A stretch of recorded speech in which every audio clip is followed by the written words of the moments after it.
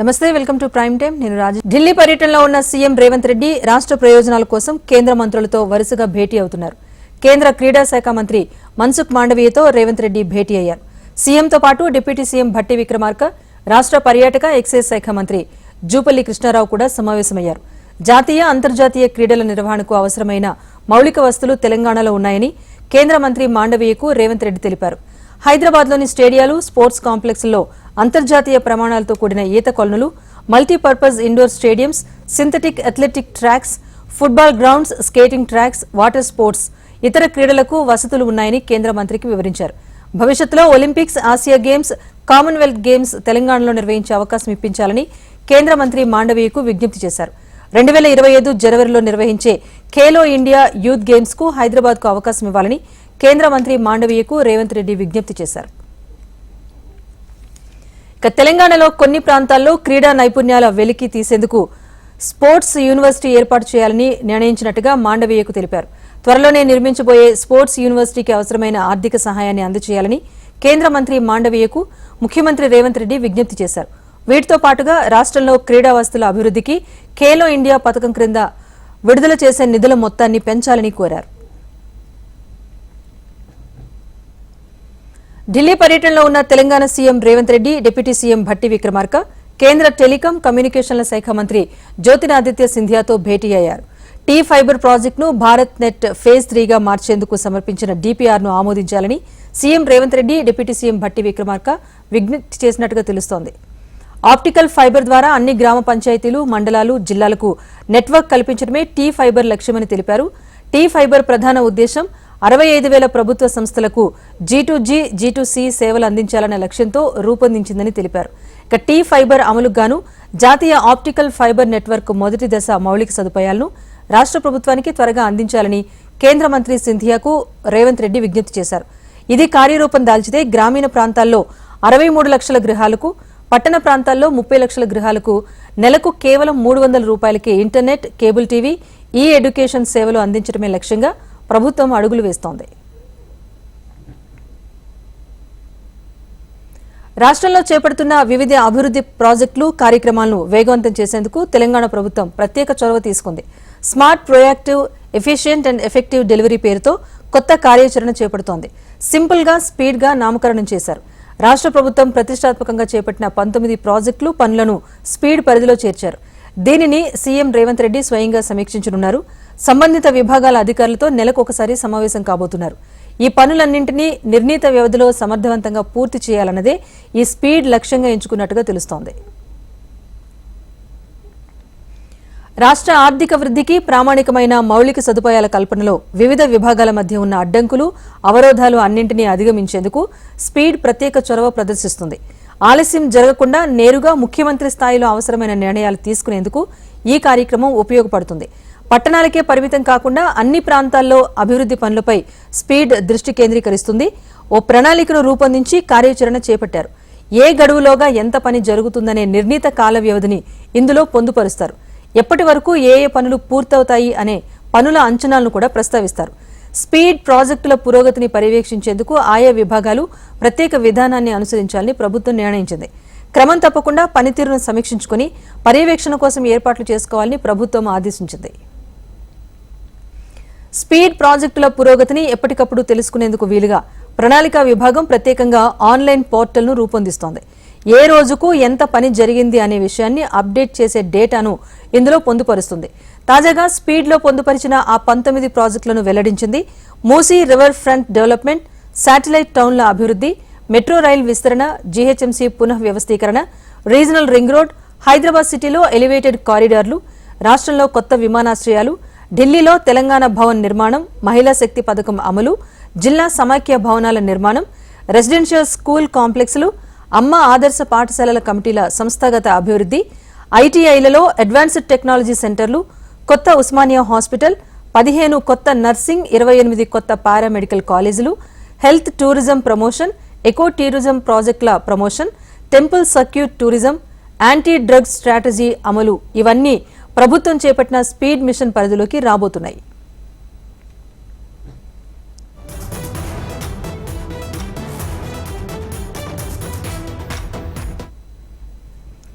రుణమాఫీలో తలెత్తిన సమస్యలపైన వ్యవసాయ శాఖ మంత్రి తుమ్మల నాగేశ్వరరావు ఆరా తీశారు. 2 లక్షల రూపాయలలోపు కుటుంబ నిర్ధారణ లేని 4,24,873 ఖాతాదారుల సమాచారాన్ని సేకరించనుందని ఒక కొత్త యాప్లో వివరాలు సేకరిస్తున్నట్టుగా మంత్రి తెలిపారు. ఆధార్ వివరాలు తప్పుగా నమోదైన 1,24,545 ఖాతాల్లో ఇప్పటికే 41,322 ఖాతాలను అధికారులు సరిచేశారు. ఇప్పటికే వివిధ బ్యాంకుల్లో ఉన్న ఖాతాదారుల అకౌంట్స్ లో ప్రభుత్వం ద్వారా జమ చేయబడిన మొత్తాలను రైతులకు వెంటనే అందేటట్లు మంత్రి ఆదేశించారు. మిగిలిన ఖాతాదారులకు కూడా కొత్త రుణాలు వెంటనే మంజూరు చేయాల్సిందిగా సొసైటీలకు బ్యాంకు ప్రతినిధులకు మంత్రి సూచించారు. రాష్ట్ర ఖజానాలో ఆదాయం లేకపోయినా తామిచ్చిన మాటను నెరవేర్చడంలో వెనక్కు తగ్గలేదని మంత్రి పొంగులేటి శ్రీనివాసరెడ్డి అన్నారు. రైతులను రాజుగా చేయాలన్న ఒకే లక్ష్యంతో తమ ప్రభుత్వం పనిచేస్తోందని, మిగిలిన 12,000 కోట్ల రుణమాఫీ కూడా త్వరలోనే చేసి తీరుతామని మంత్రి పొంగులేటి శ్రీనివాసరెడ్డి స్పష్టం చేశారు. రాష్ట్ర ప్రభుత్వం సహకరించదు, ఇబ్బంది ఉన్నది అని తెలిసి కూడా యుద్ధ ప్రాతిపదికన మిగతా ఖర్చులన్నిటినీ కంట్రోల్ చేసుకొని దుబారా ఖర్చులన్నిటినీ దూరంగా పెట్టి రైతుని రాజు చేయటమే ఈ ప్రభుత్వం యొక్క ఏకైక లక్ష్యమని తలంచి గౌరవ ముఖ్యమంత్రి రేవంత్ రెడ్డి గారి నాయకత్వంలోని ఈ ప్రభుత్వం 26 రోజుల్లో సుమారు 18,000 కోట్ల పైచిలకు రైతు రుణమాఫీని, సుమారు 22 లక్షల మంది పైగా రైతులకి రుణమాఫీ చేసిన ప్రభుత్వం ఇందిరమ్మ ప్రభుత్వం. ఈనాడే కాదు, ఆనాడు 2006లో కూడా కేంద్రంలో ఇందిరమ్మ రాజ్యం ఉన్నప్పుడు ఎవరూ చేయని విధంగా రేవంత్ రెడ్డి సెక్యూరిటీ లేకుండా గ్రామాల్లోకి రావాలి అని బీఆర్ఎస్ వర్కింగ్ ప్రెసిడెంట్ కేటీఆర్ సవాల్ విసిరారు. రుణమాఫీపై చర్చించేందుకు ఏ ఊరికి రమ్మంటే ఆ ఊరికి తాము కూడా వస్తామన్నారు. పావలా వంతు కూడా రుణమాఫీ కాలేదన్న కేటీఆర్ పోలీసులను అడ్డం పెట్టుకుని రేవంత్ రెడ్డి పాలన సాగిస్తున్నారంటూ ఆరోపించారు. తెలంగాణలో శాంతి భద్రతలు క్షీణించాయని రాష్ట్ర డీజీపీని కలిసి కేటీఆర్ బృందం ఫిర్యాదు చేసింది. ముఖ్యమంత్రిని అడుగుతా ఉన్నా, దమ్ముంటే నీ భాషలో చెప్పాలంటే మగాడివైతే ఊళ్ళల్లోకి రా, సెక్యూరిటీ లేకుండా రా, పోలీస్ బలగాలను అడ్డం పెట్టుకొని కాదు, బ్యాంక్ అధికారులను అడ్డం పెట్టుకొని కాదు, వ్యవసాయ అధికారులను అడ్డం పెట్టుకొని కాదు, మేము కూడా వస్తాం, నువ్వు కూడా రా. ఏ ఊరికి పోతావో పోదాం. ఎక్కడ కూడా చారాన రుణమాఫీ కాలే, ఎక్కడ కూడా రుణమాఫీ అనేది పూర్తి కాలే. రైతులు ఇవాళ బగబగ మండుతా ఉన్నారు. ఎక్కడన్నా కాంగ్రెస్ ఊళ్ళలోకి వస్తే తరిమి కొట్టాలన్న ఆలోచనలో ఉన్నారు. అందుకే ముఖ్యమంత్రికి చెప్పేది, తప్పు పోలీసులది కాదు.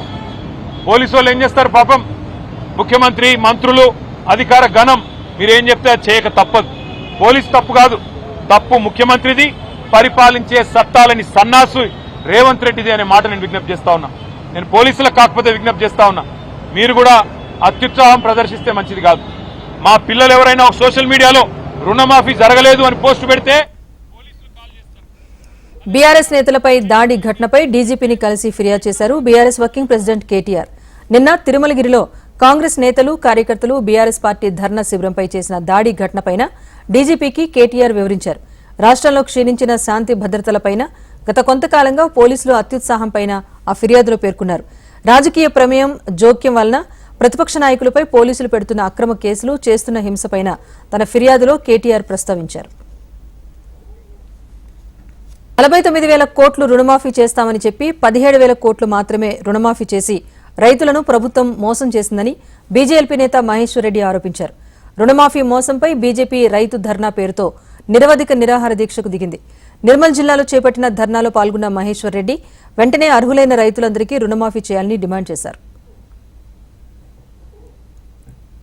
500 కోట్ల రూపాయలు అవసరం ఉంటే కేవలం 17,950 కోట్లు ఇచ్చి ఈ రైతాంగానికి రుణమాఫీ జరిగిందని తప్పుడు మాటలతో, అబద్ధపు మాటలతో రైతాంగాన్ని మోసం చేసేటువంటి ప్రభుత్వం. ఈ రాష్ట్రంలో 49,500 కోట్లకు గాను 60 లక్షల మంది రైతులు రుణాలు తీసుకుంటే 22 లక్షల మంది రైతులకు రుణమాఫీ చేసి 17,900. నిజామాబాద్ ఎంపీ అరవింద్ కీలక వ్యాఖ్యలు చేశారు. బీజేపీలో బీఆర్ఎస్ విలీనమవుతుందని జరుగుతున్న ప్రచారాన్ని ఆయన తీవ్రంగా ఖండించారు. కేసీఆర్, కేటీఆర్ కవితను బీజేపీ పార్టీ దగ్గరకు కూడా రానివ్వదని చెప్పారు. ప్రస్తుతం ఒక పార్టీలో గెలిచి మరో పార్టీలోకి ఎమ్మెల్యేలు దూకుతున్నారని, కానీ బీజేపీలోకి రావాలంటే మాత్రం రాజీనామా చేసే రావాలి అని ఇప్పటికే బండి సంజయ్ చెప్పిన విషయాన్ని గుర్తు చేశారు. అలాగే బీజేపీ రాష్ట్ర అధ్యక్ష పదవిపై కూడా హాట్ కామెంట్స్ చేశారు అరవింద్. ఎవరైతే ఎన్నికల్లో పార్టీని గెలిపిస్తారో వారినే రాష్ట్ర అధ్యక్షుడిగా ప్రకటించాలని కోరారు. రాజకీయాలలో ఈడ గెలుస్తుండు అటు దుంకుతున్నాడు, ఆడ గెలుస్తుండు ఇటు దుంకుతున్నాడు. కల్వకుంట్ల చంద్రశేఖరరావు, కేటీఆర్, కవిత ఈ ముగ్గురికి బీజేపీ తోటి జీవితాంతం ఎటువంటి సంబంధం ఉండదు, క్వశ్చనే లేదు. ఇక వేరే వాళ్ళు ఎటు దుంపుతారో ఎటు పోతారో అవన్నీ నడుస్తూనే. ఆల్రెడీ కాంగ్రెస్ విలీనమైంది కదా, కాలేదు ఎమ్మెల్యేలు. ఒక ఎమ్మెల్యే అయితే పోయి ఎంపీ నిలబడే కాంగ్రెస్ టికెట్ మీద. మళ్ళీ మీరు బీజేపీ బీఆర్ఎస్ విలీనం అంటారేంది? మీరేలానే విలీనమైనరా? అక్కడ ఎమ్మెల్యేలు పోయినరు, కాంగ్రెస్లో జాయిన్ అయ్యారు. అంతకుముందు కాంగ్రెస్ వాడు పోయిండు, బీఆర్ఎస్ జాయిన్ అయ్యాడు. తెలంగాణ పీసీసీ చీఫ్ ఎంపిక, మంత్రివర్గ విస్తరణపై నిర్ణయం కాంగ్రెస్ హైకమాండ్ దృష్టి తీసుకోబోతోంది. ఇక బీసీలకు తెలంగాణ పీసీసీ పదవి ఇవ్వాలని కూడా నిర్ణయం తీసుకున్నట్టుగా తెలుస్తోంది. 3 లేదా 4కి వర్కింగ్ ప్రెసిడెంట్ పదవులు ఇవ్వబోతున్నారు. పార్టీ పదవుల్లో ఇతర సామాజిక వర్గాలకు సముచిత రీతిలో అవకాశం ఇవ్వబోతున్నట్టుగా తెలుస్తోంది. జగ్గారెడ్డికి ప్రచార కమిటీ బాధ్యతలు అప్పగించే అవకాశం ఉన్నట్టు సమాచారం. ఇప్పటి వరకు ఎస్టీలకు పీసీసీ పదవి ఇవ్వలేదనే అంశంపైన చర్చిస్తున్నట్టుగా తెలుస్తోంది. BJP MP Raghunandan, MLA Palvai హరీష్లు ఢిల్లీలో సోనియా, రాహుల్ నివాసానికి వెళ్లారు. బ్లిడ్జ్ పత్రికలో వచ్చిన కథనాలకు సమాధానం చెప్పాలని బ్లిడ్జ్ పత్రికను రాహుల్ గాంధీకి కార్యాలయంలో ఇచ్చారని తెలిపారు. రాహుల్ గాంధీ మీటింగ్లో ఉన్నారని చెప్పడంతో రిసెప్షన్లో పత్రిక ఇచ్చి వచ్చామన్నారు. బ్లిడ్జ్ పత్రికలో వచ్చిన రిపోర్ట్ పైన సోనియా, రాహుల్ ఎలాంటి చర్య తీసుకుంటారో చెప్పాలని డిమాండ్ చేశారు ఆయన.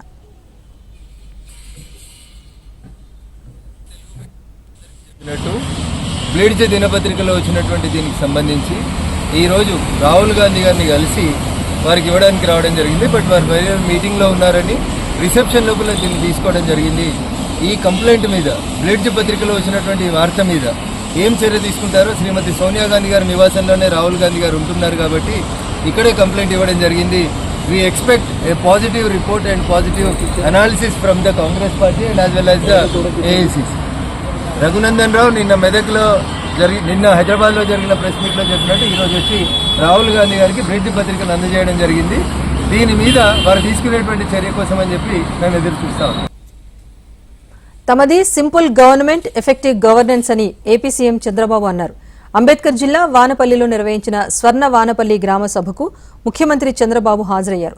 పేదలకు న్యాయం జరిగే పాలనకు శ్రీకారం చుట్టామన్నారు.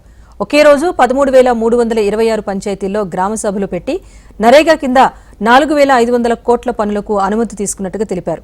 గ్రామ అవసరాలకు ప్రాతిపదికపైన ఆ నిధులు ఖర్చు చేయాలి కానీ కాంట్రాక్టర్ అవసరాలకు అనుగుణంగా కాదని అన్నారు. గ్రామ అభివృద్ధి గ్రామాలతోనే ప్రారంభించాలన్నారు.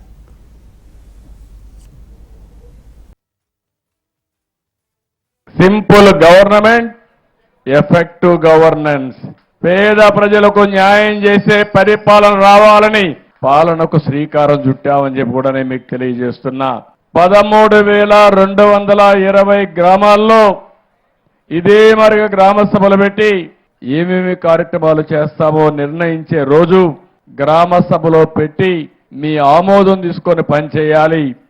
గ్రామ అవసరాలు ఏమున్నాయో అవే చేయాలి తప్ప కాంట్రాక్టుల అవసరాలు లేదంటే సర్పంచ్ అవసరాలు కాకుండా మీ అవసరాలు ప్రాతిపదిక పైన చేయాలనే ఉద్దేశంతోనే ఈ గ్రామ సభలకు శ్రీకారం చుట్టాం. మహాత్మా గాంధీ జాతీయ ఉపాధి హామీ పథకం నరేగా ఈ సంవత్సరం ఈ మీటింగ్ ద్వారా 4,500 కోట్ల రూపాయలకి. సినిమాలు వేరు, రాజకీయాలు వేరని AP deputy CM Pawan Kalyan మరోసారి స్పష్టం చేశారు. అన్నమయ్య జిల్లా మైసూరువారిపల్లిలో నిర్వహించిన స్వర్ణ గ్రామ పంచాయతీ గ్రామ సభలో మాట్లాడారు ఆయన.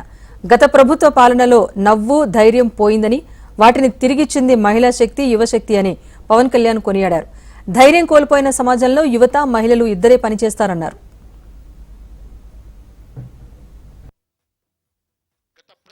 పాలనలో నవ్వు పోయింది, మనకి ధైర్యం పోయింది. ఆ ధైర్యం మీరిచ్చారు సమాజాన్ని గుర్తుపెట్టుకున్న యువశక్తి.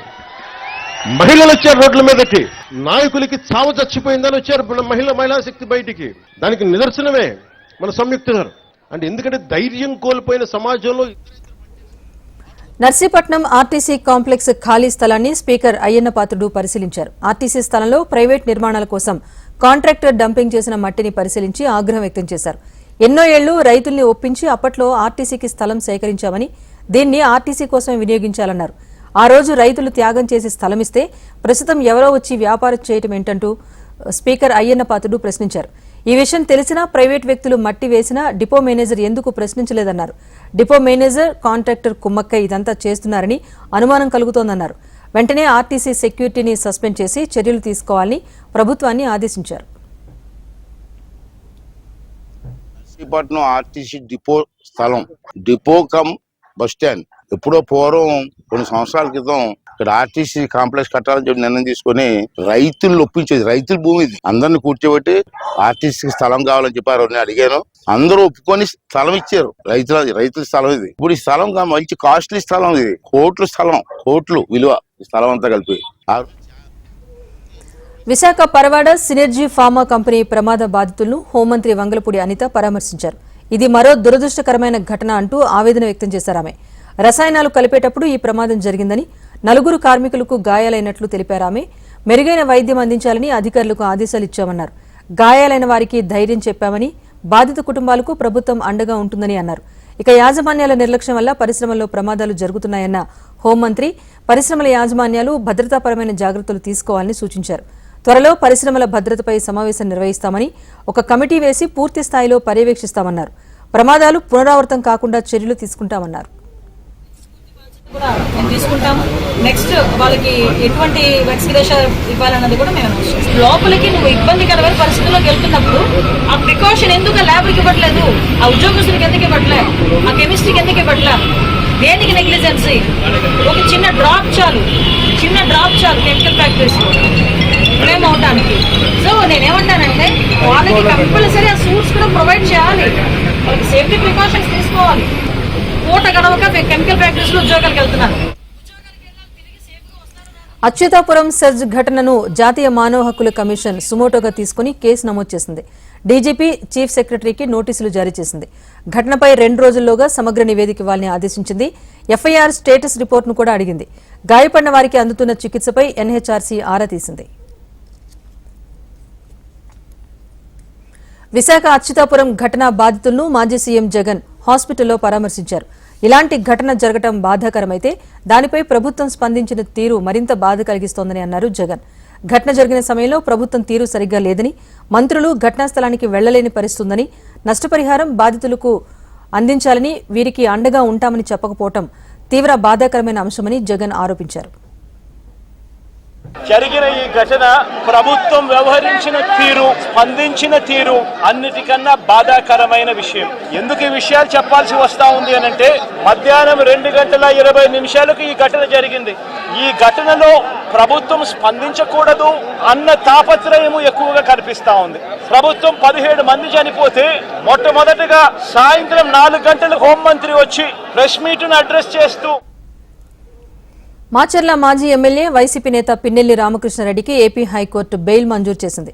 సార్వత్రిక ఎన్నికల పోలింగ్ రోజు పాల్వాయి గేట్ పోలింగ్ కేంద్రంలో ఈవీఎం ధ్వంసం చేసిన కేసుతో పాటు పోలీసులపై దాడి కేసులో అరెస్టైన పిన్నెల్లి ప్రస్తుతం నెల్లూరు సెంట్రల్ జైల్లో ఉన్నారు.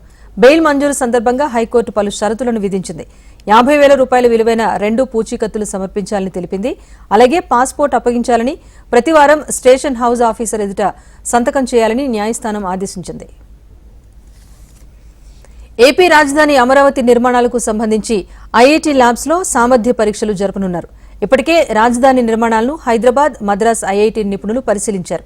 అయితే ఇప్పుడు కట్టడాల పటిష్టత అంచనా కోసం మట్టి పరీక్షలు, నాన్ డిసాస్టివ్ తో పాటుగా కోర్ కటింగ్ పరీక్షలు కూడా నిర్వహించనున్నారు. జీఏడీ టవర్స్ శాశ్వత హైకోర్టు పునాదులు నీటిలో నానటంతో తుప్పు పట్టిన చువ్వలు, కాంక్రీట్ నమూనాలను మద్రాస్ ఐఐటీకి సిఆర్డీఏ అధికారులు పంపించారు. నీటిలో నానిపోయిన ఇనుపు చువ్వలు ఎంత మేరకు సామర్థ్యంగా ఉన్నాయి, ఏ మేరకు తుప్పు పట్టిందన్న అంశాలను మద్రాస్ ఐఐటీ నిపుణులు తేల్చబోతున్నారు. దీనిపైన వారం రోజుల్లోగా ఐఐటీ నిపుణులు పూర్తి స్థాయి నివేదికను అందించబోతున్నారు. గ్రామ సభలు నిర్వహించడం పంచాయతీలకు, స్థానిక సంస్థలకు ఒక స్వర్ణయుగం లాంటిదని మంత్రి నిమ్మల రామానాయుడు అన్నారు. గాంధీజీ కలలు కన్న గ్రామ స్వరాజ్యం సహకారం చేయాలని ఆలోచనతోనే CM Chandrababu, deputy CM Pawan Kalyan తీసుకున్న నిర్ణయమే గ్రామ సభలని మంత్రి రామానాయుడు అన్నారు. పశ్చిమ గోదావరి జిల్లా లంకల కోడేరులో నిర్వహించిన గ్రామ సభలో మంత్రి నిమ్మల రామానాయుడు పాల్గొన్నారు. రాబోయే రోజుల్లో ప్రజా నిర్ణయాలకు గ్రామ సభలతో శ్రీకారం చుట్టి వారికి జవాబుదారీతనంగా ఉండాలి అనేదే ఎన్డీఏ ప్రభుత్వ లక్ష్యమన్నారు. స్వరాజ్యం సాకారం చేయాలనేటువంటి ఆలోచనతో చంద్రబాబు నాయుడు గారు, పవన్ కళ్యాణ్ గారు గ్రామ సభలను ఆంధ్రప్రదేశ్ రాష్ట్ర వ్యాప్తంగా ఈరోజు జరపాలనేటువంటి నిర్ణయం పంచాయతీలకు స్థానికంగా ఒక స్వర్ణయుగం అని మనందరం కూడా చెప్పుకోవచ్చు. కానీ దురదృష్టం గత 19, 24, 5 సంవత్సరాల పాలనలో పంచాయతీ వ్యవస్థే ఆంధ్రప్రదేశ్ రాష్ట్రంలో నిర్వీర్యమైపోయినటువంటి పరిస్థితి. పంచాయతీ సీఎం చంద్రబాబుతోనే గ్రామ స్వరాజ్యం సాధ్యమవుతుందని మంత్రి బీసీ జనార్దన్ రెడ్డి అన్నారు. టంగుటూరు ప్రకాశం పంతులు జయంతి సందర్భంగా బనగానపల్లిలోని టంగుటూరు గ్రామ సభలో మంత్రి పాల్గొన్నారు. గ్రామంలో మన పంచాయతీ మన సాధికారికత పేరుతో సభ నిర్వహించారు. గత ప్రభుత్వం గ్రామ పంచాయతీ వ్యవస్థను నిర్వీర్యం చేసిందని, నిధులు ఇవ్వకపోవడంతో గ్రామాల అభివృద్ధి కుంటుపడిందన్నారు. రాబోయే రోజుల్లో పంచాయతీల అభివృద్ధికి కూటమి ప్రభుత్వం కట్టుబడి ఉందన్నారు. రాష్ట్రంలో గత 5 సంవత్సరాలలో పంచాయతీ రాజ్ వ్యవస్థను నిర్వీర్యం చేయడం జరిగింది. అదేవిధంగా ఎవరైతే సర్పంచులు కానీ ప్రభుత్వం చేత ఎన్నుకోబడినటువంటి వారికి అధికారాలు లేకుండా ప్రభుత్వం గ్రామ పంచాయతీ 15th ఫైనాన్స్ కానీ ఏదైనా కానీ కూడా ఈ యొక్క పంచాయతీ వ్యవస్థ ద్వారా వచ్చేటువంటి నిధులన్నింటినీ కూడా పక్కకు మళ్లించి ఈరోజు పెద్ద కుంభకోణానికి తెరదీశారు. అదేవిధంగా ఈరోజు ఈ సభల ద్వారా ఏదైతే గ్రామాలలో కోల్కతాలో వైద్య విద్యార్థినిపై అత్యాచారం కేసులో ప్రధాన నిందితుడు సంజయ్ రాయ్కు ప్రత్యేక న్యాయస్థానం 14 రోజుల జ్యుడిషియల్ కస్టడీ విధించింది. సీబీఐ కస్టడీ ముగియడంతో అధికారులు నిందితుడిని భారీ భద్రత మధ్య సీల్దాస్ సివిల్ అండ్ క్రిమినల్ కోర్టులో హాజరుపరిచారు. న్యాయస్థానం సంజయ్ రాయ్కు 14 రోజుల జ్యుడిషియల్ కస్టడీ విధించడంతో పోలీసులు అతన్ని జైలుకు తరలించారు. సంజయ్ రాయ్కు పాలిగ్రాఫ్ పరీక్ష నిర్వహించేందుకు ప్రత్యేక కోర్టు అనుమతి మంజూరు చేసింది. మరోవైపు ఆర్జీకర్ వైద్య కళాశాల మాజీ ప్రిన్సిపల్ సందీప్ ఘోష్ అవినీతి ఆరోపణల కేసును ప్రత్యేక సిట్ బృందం దర్యాప్తు చేస్తోంది.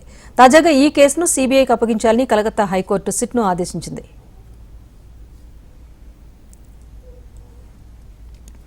ముడా స్కామ్లో సీఎం సిద్దరామయ్యపైన కాషాయ నేతలు పసలేని ఆరోపణలు చేస్తున్నారని కర్ణాటక మంత్రి దినేష్ గుండూరావు అన్నారు.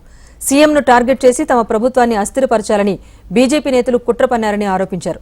ముడా స్కామ్లో సీఎం ఎలాంటి తప్పు చేయలేదని అన్నారు.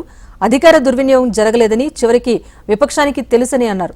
పార్టీ ఎమ్మెల్యేలు, కార్యకర్తలు, నేతలంతా సిద్దరామయ్య వెన్నంటి ఉన్నారని చెప్పారు. ఈ ఘటన అనంతరం పార్టీలో మునుపెన్నడూ లేని ఐక్యత కనిపిస్తోందన్నారు.